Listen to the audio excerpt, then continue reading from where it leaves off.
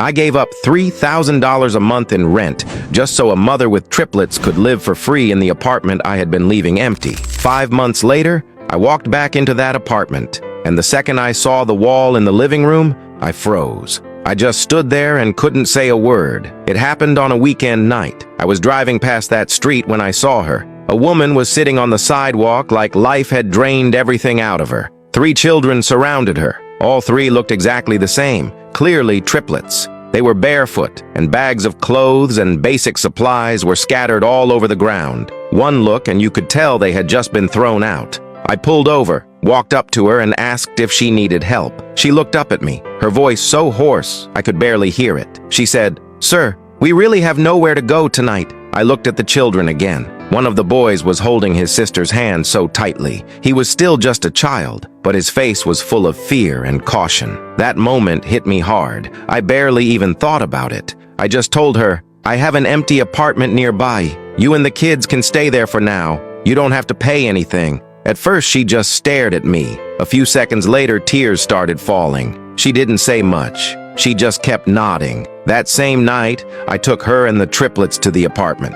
The moment I opened the door, one of the kids ran inside and shouted, "Mom, tonight we finally don't have to sleep on the ground." That line went straight through me. I didn't say much. I turned around, went out, and bought them some basic supplies and food. Before I left, I handed her the keys, told her goodnight, and walked away. But the second I sat in my car, I started crying. Not because I thought I was some great person. I just suddenly felt how cruel this world can be to some people. The next day, I told my family what I had done. Almost all of them were against it. My mom panicked right away. She said, "Are you crazy? You don't even know who that woman is, and you're letting her live in your place." My dad was even more direct. He said, "When she refuses to leave, don't come back regretting it." Not a single person supported me. Honestly, I did hesitate for a moment, but in the end, I felt that once I had said those words, I couldn't throw them back into the dark. By the second month, she sent me a message. She said, "Mr. Daniel, I found a job at a bakery,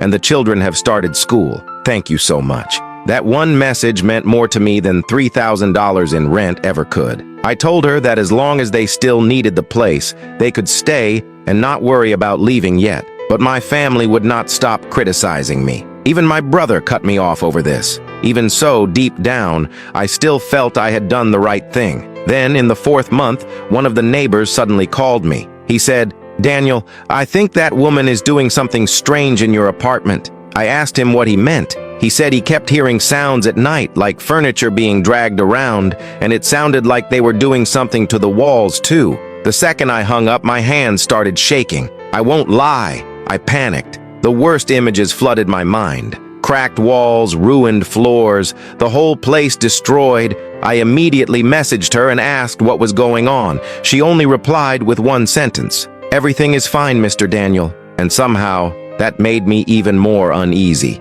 Later, my mother even called me crying, saying I was going to lose that apartment sooner or later. Those days felt crushing. Worst of all, I was starting to get scared too. It wasn't that I didn't dare go. I was afraid of opening that door and seeing exactly what I didn't want to see. By the 5th month, I finally made up my mind. I told her I was thinking about selling the apartment, so I would come by on Saturday to take a look. She replied politely. She said, "You can come whenever you want, Mr. Daniel." In the days leading up to it, I barely slept. Every night, the same images played over and over in my head. Damaged walls, ruined floors, the place trashed beyond repair. On Saturday morning at 8, my heart was pounding when I parked downstairs. The moment the door opened, the first thing I saw was the 3 children. They were clean, smiling, and looked completely different from the first time I had met them. One of them saw me and ran over to hug me. I walked inside, lifted my eyes, and froze on the spot.